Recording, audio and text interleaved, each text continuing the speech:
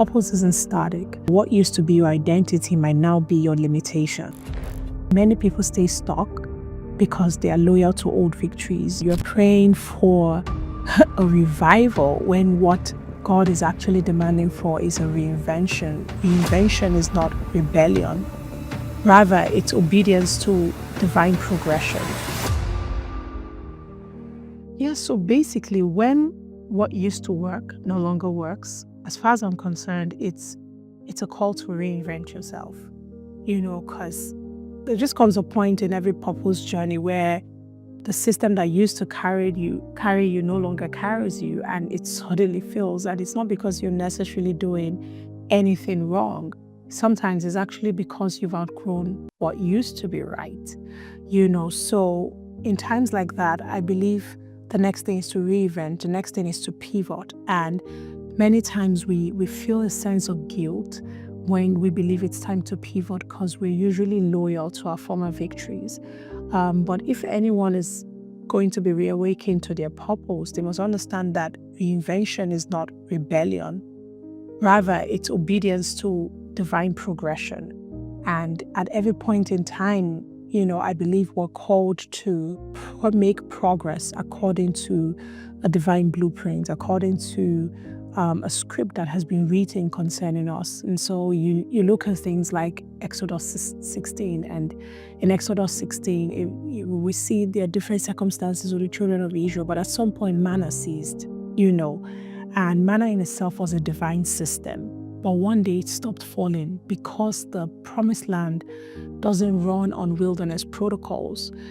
So many times when our manna ceases, we feel it's a sign that God has left us. We feel it's a sign that, we have to go back and maybe do it better, do it right. No, it's just a sign that we are required to discover what the protocols for the new day is about. And that's why we have to stay reawakened. So many people stay stuck because they are loyal to old victories. You're praying for a revival when what God is actually demanding for is a reinvention, and many times when we talk about pivoting and we talk about, being reawakened, we forget that, people like Joseph had his time of awakening, which was when he started to have dreams and he felt like, oh my gosh, there's something different about me.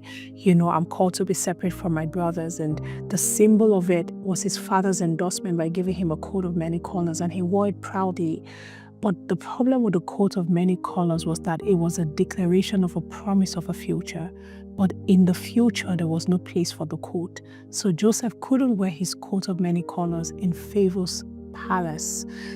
So some garments must die for destiny to rise. And many times we're trying to get the garment of a promise and the garment of the covenant to fit into the future where manifestation is required. Many people spend so much time talking about their prophecies and talking about the promises, but actually never manifesting what was prophesied and what was promised. So I would say to anyone who needs to be reawakened that purpose isn't static. What used to be your identity might now be your limitation, and for many people, this is the reason why they actually never come into the fullness of who they're supposed to be and what they're called to be. So if you're in business or in governance, or any sector, reinvention separates people. It separates you. It separates relevance from relics. So when disruption comes, it's only the prepared people that rise. The familiar drown. So my question is, are you too familiar with where you're coming from? Are you too familiar with where you've been? Isaiah 43 says something to us from verse 18 to 19. It says, forget the former things. Do not dwell on the past.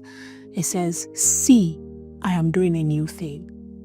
Our problem is our inability to see, to perceive, to sense the new day. We're so stuck in what we're used to that we don't have the capacity to see that something new is here.